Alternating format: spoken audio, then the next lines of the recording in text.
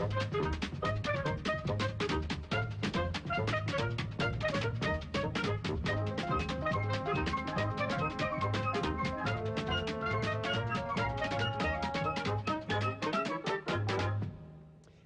evening.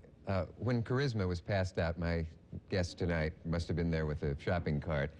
When New Faces of 1952 opened on Broadway, one of its most exciting discoveries was the woman who is my guest tonight. That's Leonard Sillman's New Faces, by the way. And her name is Eartha Kitt. Right now, Miss Kitt is a new face on Broadway all over again. When this show is broadcast, she will just have opened in the musical Timbuktu, which is a remake of Kismet set in Black Africa. And Timbuktu brings her back to the stage for the first time in, well, more than a decade. And in fact, she has been absent from these shores a good bit during the past decade, but I'm delighted that she's here tonight to show us what we've been missing. Will you welcome, please, the inimitable Eartha Kitt.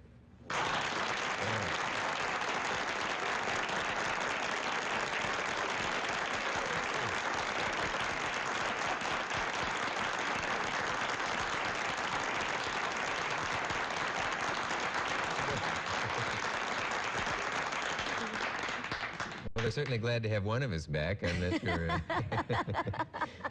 Please don't go away so long next time or whatever. I'll do my best.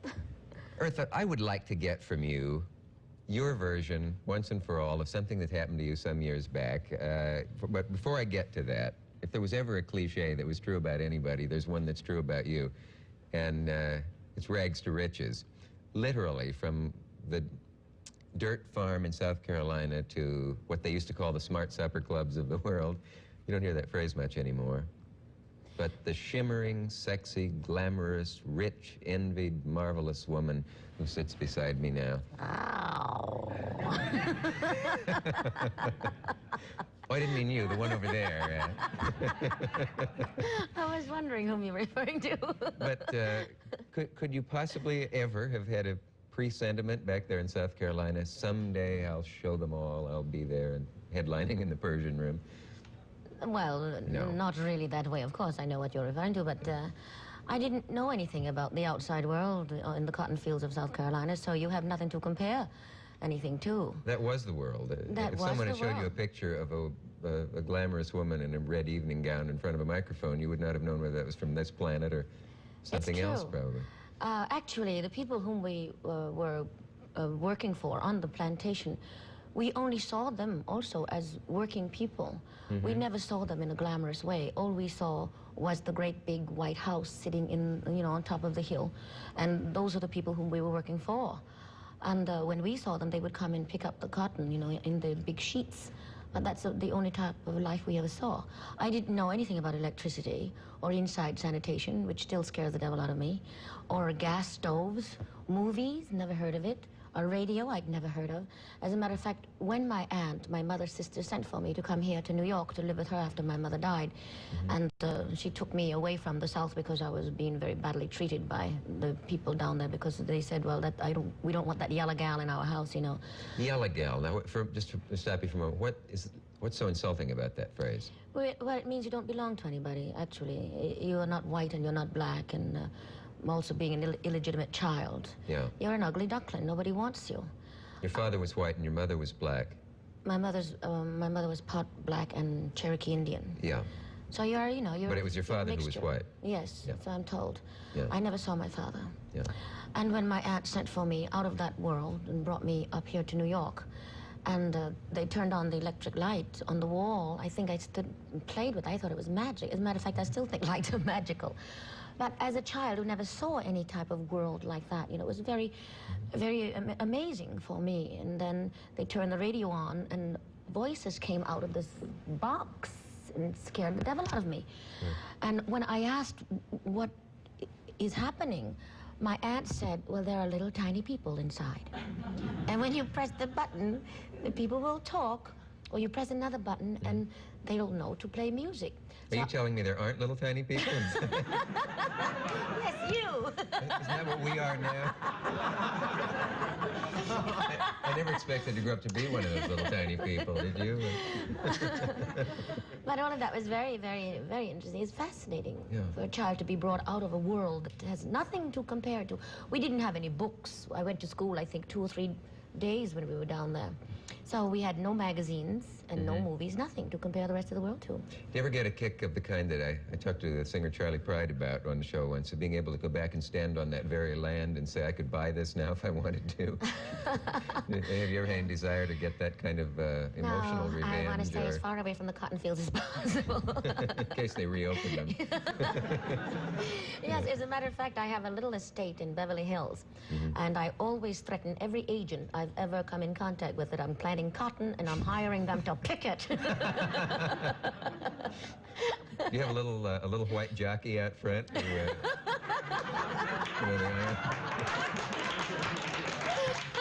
Iron Man. Yeah, I've threatened to do that many times, but I haven't done it yet.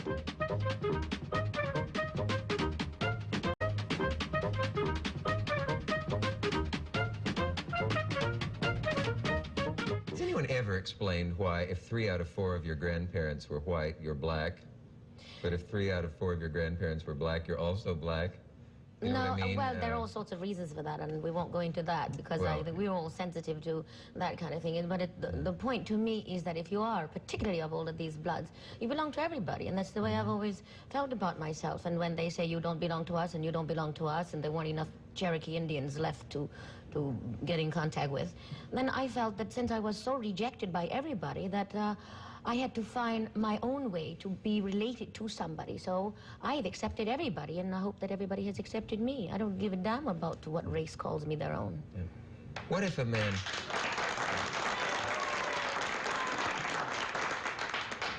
Well, certainly not yours.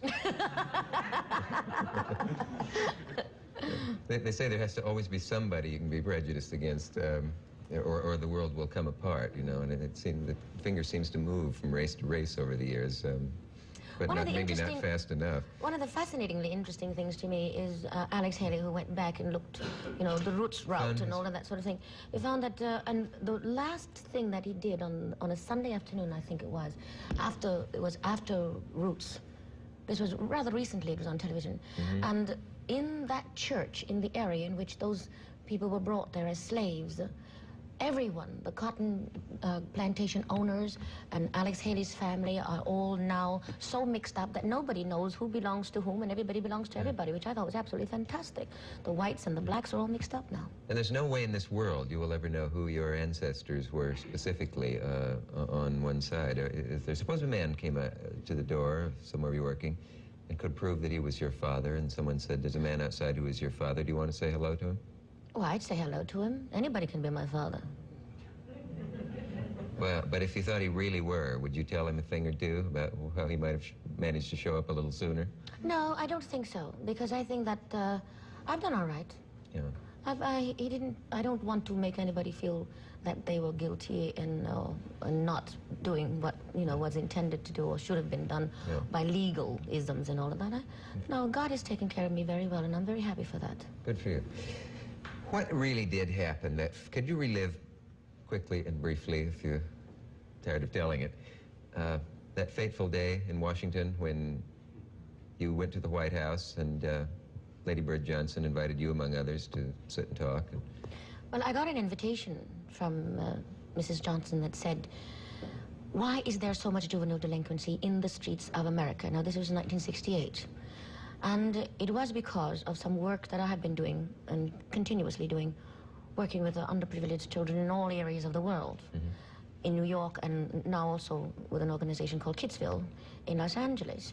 And in Washington, when I was there with the Owl and the Pussycat, I was involved with a group called Rebels with a Cause, who came to my dressing room at the National Theater and asked me to be their spokesman because Washingtonians do not have representatives, so to speak. And I went around Washington and I saw what they were showing me, the poverty-stricken areas that had been built in 1937 that hadn't even been paved, and people were living in very squalid conditions and not even hot water. And they showed me what was happening to the poverty money, which was not being used quite properly. And we were responsible for getting something like 5 areas of Washington cleaned up. within about 2 years' time. So when I got the invitation, it was because Hubert Humphrey had referred me to Mrs. Johnson because of the kind of work that I have been doing, and also the fact that each country that I travel into, the boys who had been running away from America because they did not want to be involved in the Vietnamese War, because they feel that we should not have been involved in the Vietnamese War, would also come to my dressing room and tell me what their feelings were. And when I got the invitation, why there is so much juvenile delinquency in the streets of America, I raised my hand because all of the things that were being said to me were not very constructive. This is there in the White House now. Yes. They were saying things like, well, when I see a little boy about to throw a stone, we walk over to him and tap him on the shoulder and say, you mustn't do that. Or we feel that, these are what women were saying, that we should build bigger street lights so if we are going to be attacked, that we can at least see who is attacking us. And we should put bigger flower pots on the windows of the ghettos of America. And it was absolutely nonsense to me. I said, I thought, when I raised my hand finally, Mrs. Johnson gave me the floor, and I asked her the question, don't you think we have missed out on something here this afternoon? I thought the question of the day was, why is there so much juvenile delinquency in the streets of America? Do you think it might not have something to do with our involvement in Vietnam? Because our boys feel that it does not pay to be good. If you are good and be brought up by the Ten Commandments, it is our parents have brought the children up. I'm a mother myself. You know the pains of bearing a child. Even though we only have girls, we still bear the pain, and the pain is very rewarding. And then the children get to an age where they are about to go out on their wings and practice the Ten Commandments. Suddenly some foreign matter snatches them away from us and throws them off into a war that says, thou shalt kill, thou shalt steal, thou shalt do everything against the Ten Commandments. Don't you think it might have something to do with our involvement in Vietnam? Well, I don't know how long I talked, but suddenly the room became extremely quiet. No more mention of flower pots at that point.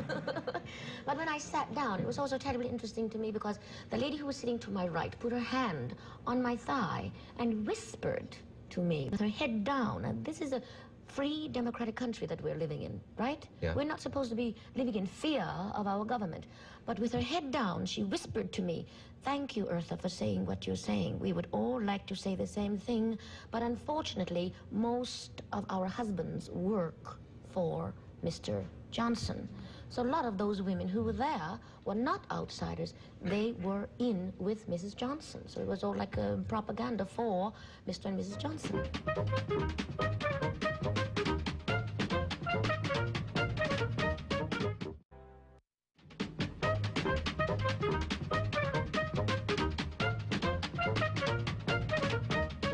It does take a lot of nerve to do what you did, however, whether you planned it ahead of time or it was a spontaneous It was not feeling planned of the moment. beforehand. Clearly it You was the cannot latter.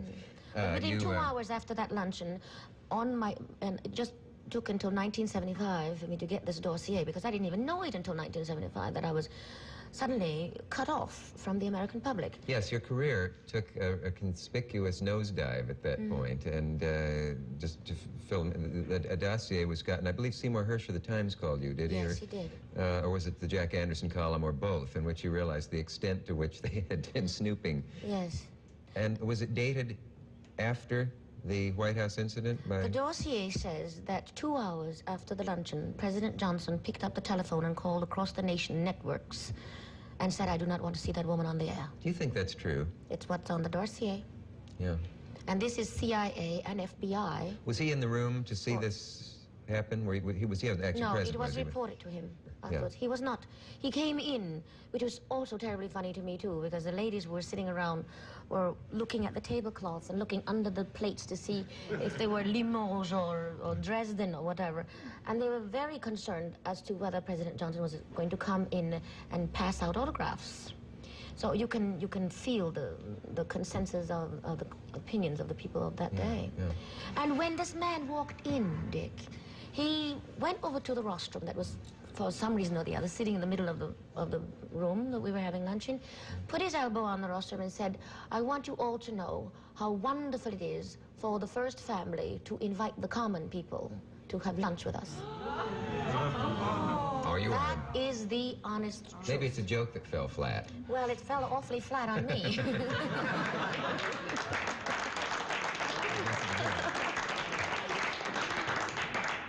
Well, I had a chance to see some of the material that was in your dossier, but I invited you here anyway, even though you are a sadistic nymphomaniac. And, no, and the fact that you're shallow. Now, I thought to be both a sadistic nymphomaniac and shallow at the same time takes a great deal of skill.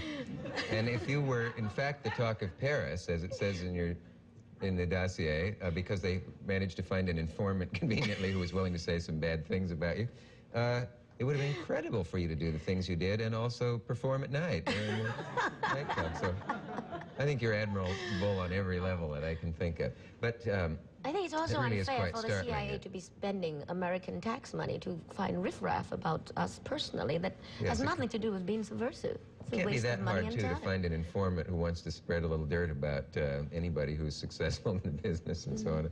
But sleazy it certainly is. Well, I'm glad that's over. I hope you're not... Are you bitter about that, ticked off, that experience, or just somewhere in between? I'm not ticked off and I'm not bitter. I'm disappointed, yes, that our government has fallen down the way they have and had promised the American people so much and have not come through. I'm still sitting here waiting for the 40 acres and a mule.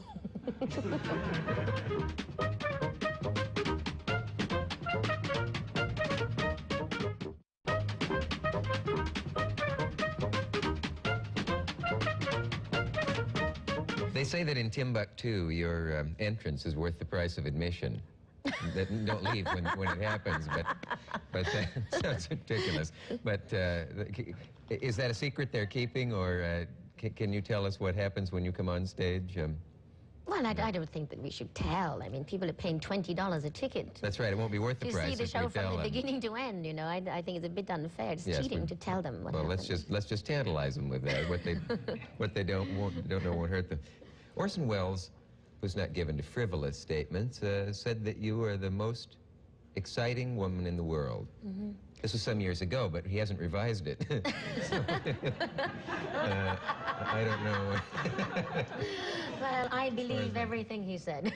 Well, I certainly do. And I certainly feel, because of the experiences one has had, and as we were talking before in the beginning of the show, you know, there's nothing of an urchin came and did everything that this country said you can do. You can be born into nothing and become whatever it is in yourself to do.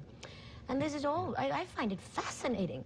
Every time I walk into the Plaza Hotel, for instance, or in the Mandarin Hotel in Hong Kong, you know, or here we're staying with a girlfriend of ours, Judy Manus, on the 41st floor of this fantastically wonderful building here in New York. And every time I look out the window, I say, oh, my goodness, is that little Eartha Kitt, you know, born in the South, who was rejected by everybody?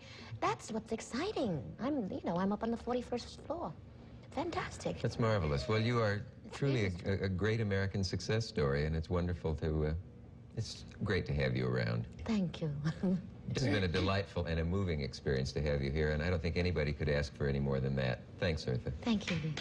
We'll see you tomorrow. Yeah.